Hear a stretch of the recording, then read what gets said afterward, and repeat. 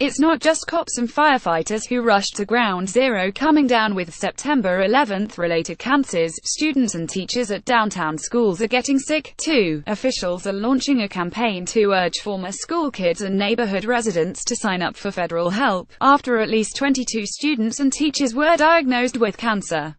Alexandra Jorge, now 37, was a senior at Pace University when the towers fell. She walked from Manhattan to Queens through a cloud of debris the day of the attack, and returned to school about 2 weeks later.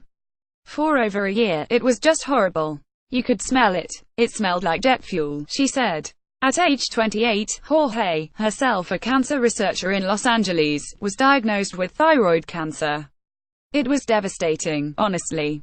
It was a devastating diagnosis, she said.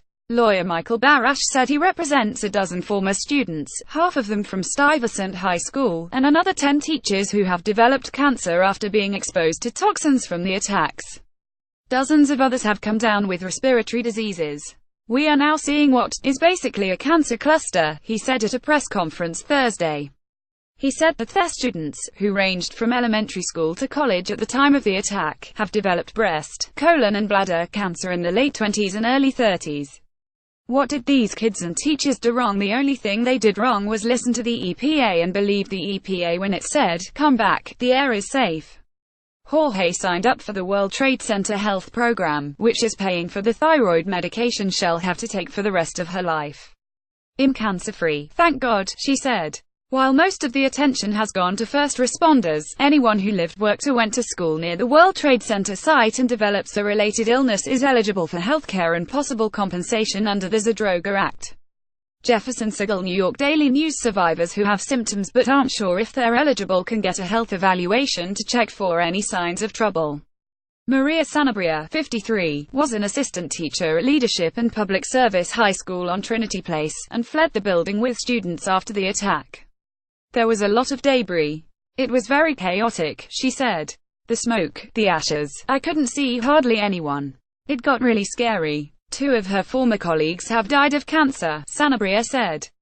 After years of breathing and throat problems, she was diagnosed with thyroid cancer this year, had surgery in July and remains in treatment. "I just broke down crying," she said of the diagnosis. "I wasn't thinking about 911. I was just thinking, oh, my God, I'm going to die." United Federation of Teachers President Michael Mulgrew said there are likely far more cancer cases among current and retired teachers, but many don't know they're eligible for help.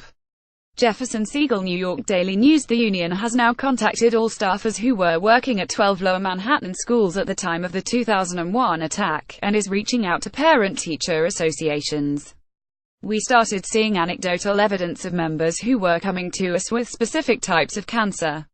There was a trend," Mulgrew said. "The federal government is the one who told people it was safe," he said.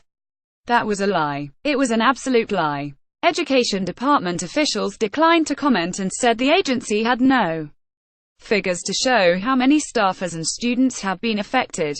The Tenants Association at Chinatown's Confucius Plaza is also holding workshops urging residents to sign up. So far, the compensation fund has paid out $3 billion and 80,000 have registered for the World Trade Center health program, but a total of 400,000 could be eligible. Of the 80,000 registered so far, 12,015 are residents, workers, and students in the area who have gotten sick and signed up for the program. The rest are first responders.